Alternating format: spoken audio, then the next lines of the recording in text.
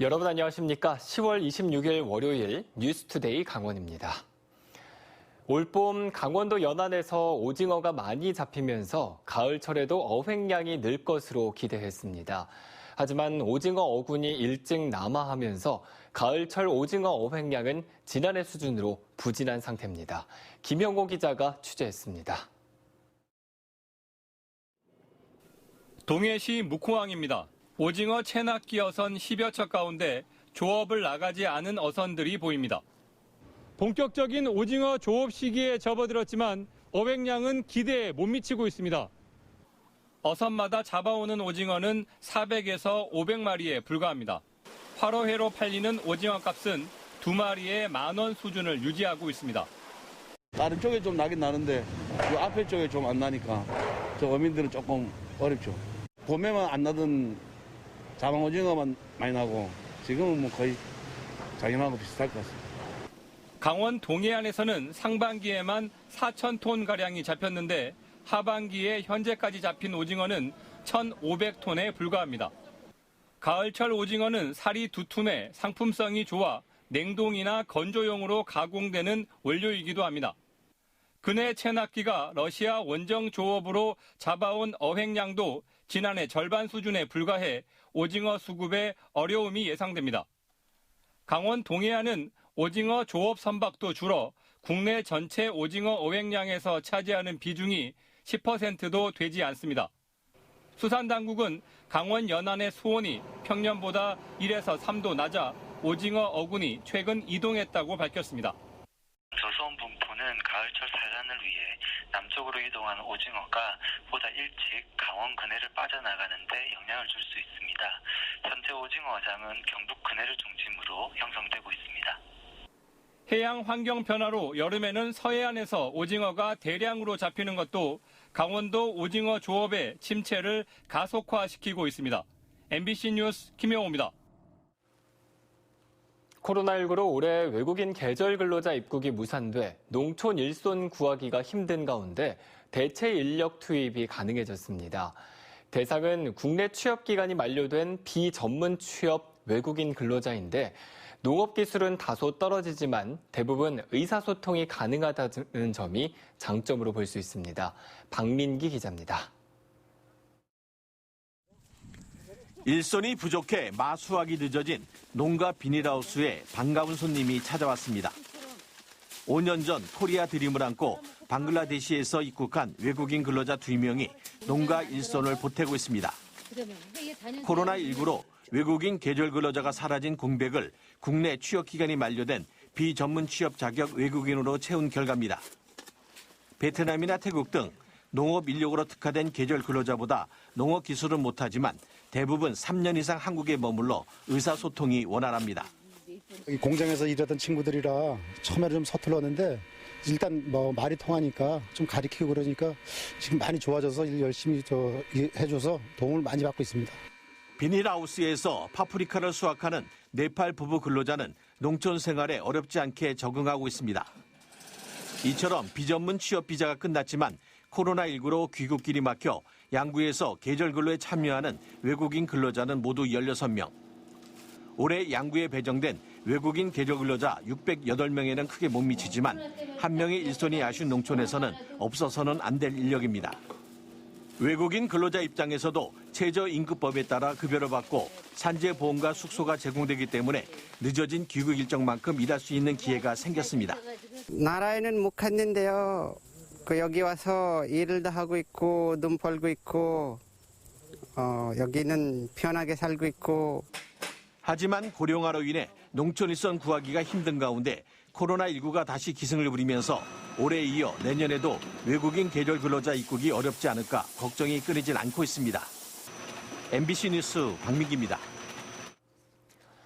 육군 2군단은 오늘부터 닷새 동안 전시 상황에 대비해 춘천과 화천, 홍천에서 2020년 호국 훈련을 실시합니다.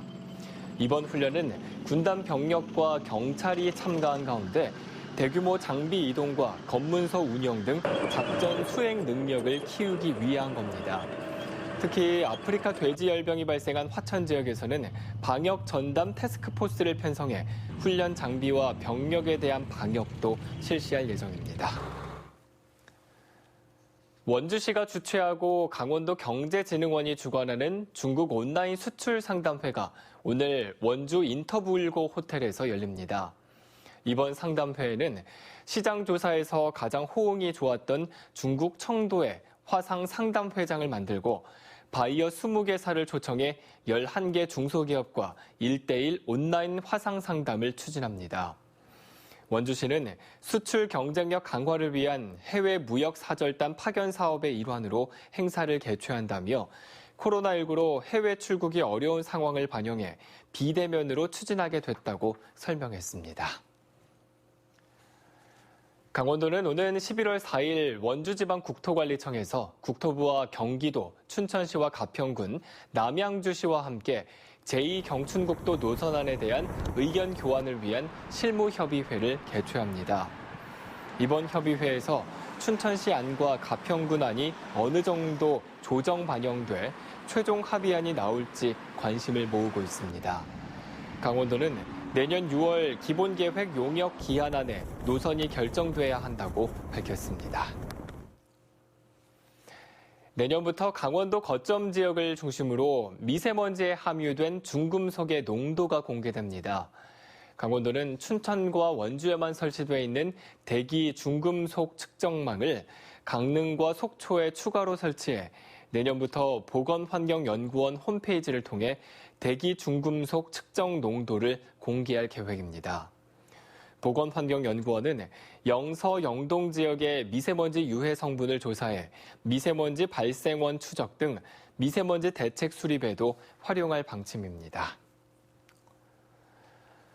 강원도 아파트값이 주택 수요가 집중되면서 사상 최고치를 기록했습니다. 한국감정원에 따르면 지난 9월 강원도 아파트 평균 매매 가격은 1년 전보다 358만 원 오른 1억 4,449만 원으로 조사됐습니다. 9월 기준으로는 2012년 관련 통계 작성이 시작된 이후 가장 높은 가격입니다.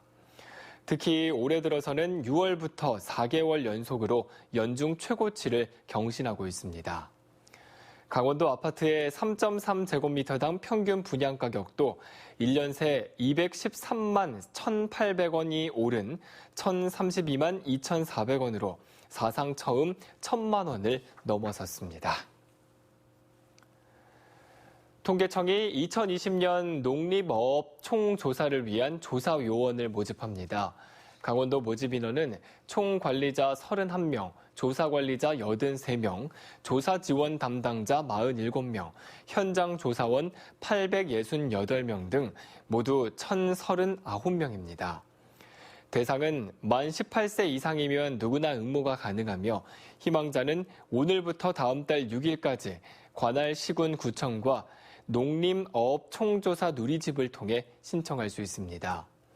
농림어업 총조사는 인터넷 조사의 경우 다음 달 23일부터 12월 11일까지이고 방문 면접 조사는 12월 1일부터 18일까지 진행될 예정입니다.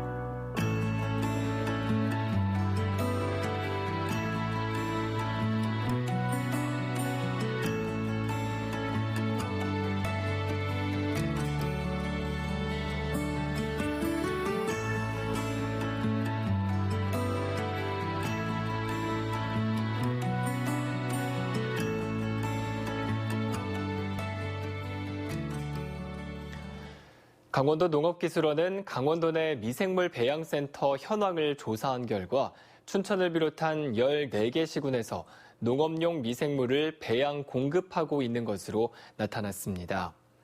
농가에 공급하는 농업 미생물 종류는 고초균, 광합성균, 유산균, 호효묘균 등으로 작물 재배용과 축산용으로 구분해 사용하고 있습니다. 강원도 농업기술원은 미생물 배양액의 효율적 유지, 보급 체계를 구축하기 위해 올해부터 14개 미생물 배양센터의 배양액 오염과 보증 밀도에 대한 품질 검사를 실시하고 있습니다. 평창군이 코로나19 확산 방지를 위해 마스크 착용 의무화 행정명령을 내렸습니다. 평창에 거주하거나 방문하는 모든 시민이 해당되며 마스크를 착용했지만 입과 코를 완전히 가리지 않았을 경우에도 행정명령을 위반한 것으로 보고 단속을 실시합니다. 오늘부터 11월 12일까지 계도 기간을 거쳐 11월 13일부터는 마스크를 쓰지 않을 경우 10만 원의 과태료가 부과됩니다. 강원랜드 카지노의 비정상적인 운영에 따른 세입 감소로 내년도 재정 운영에 어려움이 예상되는 정선군이 특별 대책을 추진합니다. 정선군은 내년에 공무원 조직 운영을 위한 경상 경비와 연례 반복 사업비를 우선적으로 줄이고 신규 사업을 자제하는 등 긴축 재정을 실시하기로 했습니다. 또 강원랜드 관련 세입 감소에 대한 근거들을 모아 중앙정부, 강원도에 재정 지원을 건의할 계획입니다. 정선군은 내년에 강원랜드 관련 세입이 지방소득세 100억 원 등 모두 431억 원가량 줄 것으로 추산하고 있습니다. 강원FC가 FC 서울과 비기면서 파이널 B 선두를 확정지으며 사실상 리그 7위로 올해를 마감했습니다.